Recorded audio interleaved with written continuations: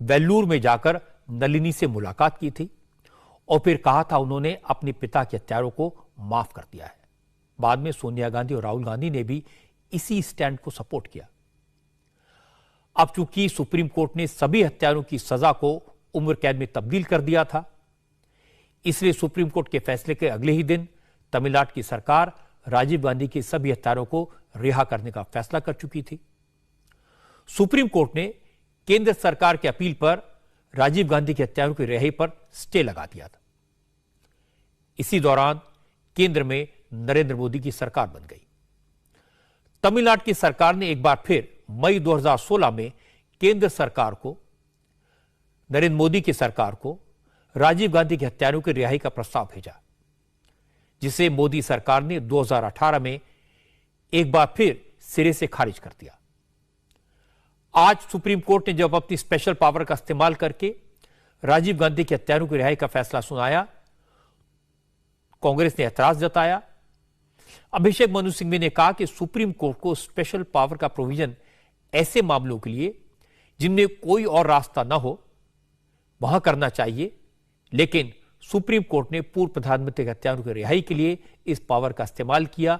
यह हैरानी और दुख की बात है। पूर्व प्रधानमंत्री की हत्या, जैसे मैंने कहा, भारतीय संप्रभुता, अक्षुण्णता, भारत की इंटेग्रिटी का विषय है। राजनीतिक रंग कोई भी हो, प्रधानमंत्री पदासीन हो या पूर्व हो, ये भारत पर आघात होता है। उसको आप आम कोई अपराध नहीं मान सकते और उसको आम प्रशासनिक कारणों से रिहाई नहीं दे सकते। याचक रिहाई चाहते थे, जो मुख्य प्रतिपक्ष था प्रदेश सरकार, वो उनका समर्थन कर रही थी। इस सिनारियो में मैं समझता हूं उच्चतम न्यायालय बाध्य था कि केंद्र सरकार जो विद्यमान थी उनके मत को भी पूरा वजन दे, ज्यादा वजन दे। केंद्र सरकार ने कुछ भी कहा हो, लेकिन यह तो स्पष्ट है कि केंद्र सरकार प्रदेश सरकार के मत से असहमत थी। लेकिन प्रदेश सरकार के मत को इतना ज्यादा वजन देना कानूनी रूप से गलत है, जबकि केंद्र सरकार ने कभी उस मत से सहमति प्रकट नहीं की।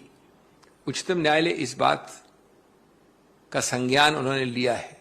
वो जानते हैं कि कोई ऐसा प्रावधान नहीं था उनके पास जिसके अंतर्गत ये रिहाई का आदेश हो सकता था। इसीलिए प्रयोग हुआ 142 अनुच्छेद का, जो बना है सिर्फ उच्चतम न्यायालय के लिए और जो उन विशेष केसेस में लागू होता है जहां